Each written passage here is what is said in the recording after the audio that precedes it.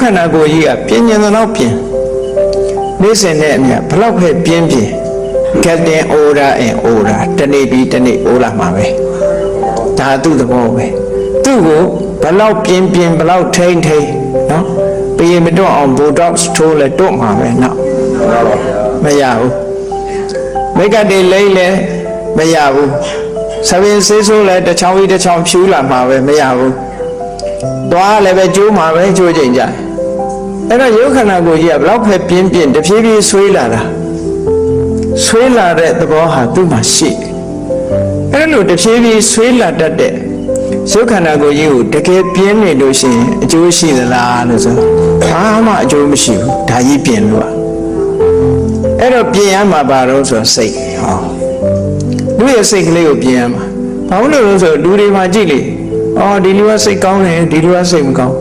စိတ်ကောင်းတဲ့လူနဲ့စိတ်မကောင်းတဲ့လူမျက်နှာမှာလားပေါ်နေတာစိတ်ကောင်းနှလုံးကောင်းရှိတဲ့ပုဂ္ဂိုလ်ရဲ့မျက်နှာအချိုးပြုံးပြီးတော့မေတ္တာနှလုံးသားပိုင်ရှင်ဟာမျက်နှာကိုကြည်လင်းတယ်အေးဒေါသကြီးတဲ့ပုဂ္ဂိုလ်ရဲ့မျက်နှာဆိုလို့ရှိရင်စုပုတ်နေတာစုပုတ်နေတာဘယ်သူမှအဖက်မလုပ်တယ်လို့ပုံစံမျိုးကြီးဖြစ်နေဘာလို့လဲဆိုစိတ်ကဖြစ်နေစိတ်ဖြစ်တော့မျက်နှာမှာလားပေါ်နေတာပေါ့အဲ့ဒီဟာကလည်းစိတ်ခဏခဏတူတတ်တဲ့လူရဲ့မျက်နှာဒီရည်ရပြုံးရမရတော့မျက်နှာမျိုးကြီးဖြစ်တတ်တယ်ဟုတ်တယ်အဲ့ဒါလေတချို့မျက်နှာကြတော့ကြည့်လိုက်လို့ရှိရင်မပြုံးရင်ပဲလို့ပြုံးနေတယ်လို့မြင်နေရဘာလို့လဲဆိုရင်သူ့စိတ်ကိုကြည်လင်းနေတာမေတ္တာသက်ဝင်ကြည်လင်းနေတဲ့ပုဂ္ဂိုလ်အဲ့ပြုံးမရတဲ့မျက်နှာတွေနဲ့ဒါမျိုးဖြစ်တာပေါ့အဲ့ဒါကြောင့်လို့မြတ်စွာဘုရားကလူတွေရဲ့စိတ်အသွင်သဏ္ဍာန်ဟာမျက်နှာရိပ်ပေါ်မှာလာပြီးတော့ထင်ပေါ်နေတယ်ဒါအပေါ်ယံကြည့်ုံနဲ့ပဲသိတယ်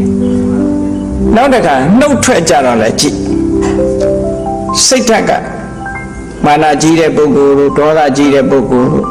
ပြောလိုက်လို့ရှိရင်ဒေါသကြီးကစကားတူတဲ့တူပြက်ပြက်ပြောတတ်တယ်လားမာဆတ်ဆတ်ပြောတတ်တယ်ဒေါသကြီးလို့ရှိရင်ငယ်တော့ကြားဘူးတဲ့တကလုံးလောဘကြီးတော့စကားချိုးတယ်ဒေါသကြီးတော့စကားတိုးတယ်မောဟကြီးတော့စကားအိုးတယ်အိုးတယ်ဆိုတာညံ့ဖြစ်တာပြောတာနော်လူတွေမှာလောဘစိတ်ရှိနေတဲ့အခါမလေးစကားချိုးတယ်ဒါမှရမှာဟုတ်သူကမေတ္တာနဲ့ချိုးတာမဟုတ်ဘူးလောဘနဲ့ချိုးတာဒေါသကြီးတဲ့ပုဂ္ဂိုလ်ကြတော့စကားမာဆတ်ဆတ်နဲ့တိုးတောင်းတောင်းပြောတတ်တယ်စိတ်တူတယ်မောဟကြီးတဲ့ပုဂ္ဂိုလ်ကြတော့အစင်မပြေဘူးစကားအိုးတယ်ဆိုတာအစင်မပြေဘူးသူစကားအချိုးရှင်းတော့မညီဘူးအဲ့လိုဖြစ်တယ်လို့ဒီလိုဆိုတာအဲ့တော့လူရဲ့စိတ်ဟာအင်တာမအရေးကြီးတယ်ဆိုတာအင်တာမထင်ရှားတယ်ပေါ့ဒါကြောင့်မို့လူတွေကောင်းမှုဆိုဖို့ဆိုရင်ကျန်တာတွေအသာထားနောက်ဘဝတွေအသာထားခဏလက်ရှိဘဝဆက်ဆံရေးမှာပဲကြည့်ဘာအရေးကြီးဆုံးတော့ကိုယ့်အကိုအရေးကြီးဆုံးရှာစိတ်ဟာအရေးကြီးဆုံးပဲလူချင်းဆက်ဆံတဲ့အခါမှာလည်းပဲစိတ်နေသဘောထားအရေးကြီးဆုံးပဲဒါကြောင့်မို့စိတ်အရေးကြီးဆုံးလို့မြတ်စွာဘုရားဟောတာအင်တာမမှန်ကန်တယ်လို့ပြော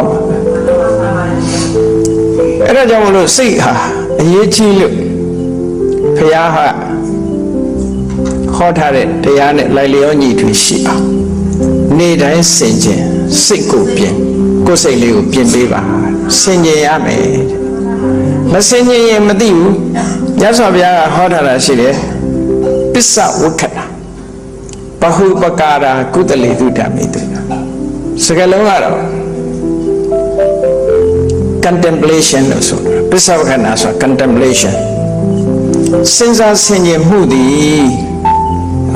ကုသိုလ်ကောင်းမှုနဲ့အပြစ်ကင်းတဲ့တရားတွေဖြစ်ဖို့ရအတွက်အများကြီးအကျိုးဖြစ်တယ်လို့ဒီလိုဆိုလိုတာနော် contemplation is beneficial ပေါ့ပြောမယ်ဆိုရင် beneficial အများကြီးအကျိုးဖြစ်ထွန်းစေတယ်ကောင်းတဲ့ကိစ္စတွေမှာဘယ်ရာပဲဖြစ်ဖြစ်ဆင်ញင်စဉ်းစားမှုဆိုတာဘာနဲ့ဆင်ញင်တာတော့လို့ဆိုတော့တတိတဲ့တမ္ပစင်ညာဒီနှစ်ခုကဆင်ញင်တဲ့နေရာမှာအရေးကြီးတာနှစ်ခုတတိထားရတယ် အသိပညာနဲ့ဆင်ញင်စဉ်းစားတယ်တတိထားမှပညာဆိုတာဖြစ်တယ်ဒါမှမဟုတ်တတိနဲ့ပညာနှစ်ခုပေါင်းစပ်ပြီးတော့ဆင်ញင်စဉ်းစားတာပစ္စောခဏဘုရားဟောတဲ့စကားလုံးနဲ့ပြောမယ်ဆိုရင်အပြစ်ကင်းတဲ့အရာမှာတဲ့ဆင်ញင်စဉ်းစားမှုဟာအများကြီးအကျိုးဖြစ်ပါတယ်လို့ဒီလိုဘုရားဟောတာ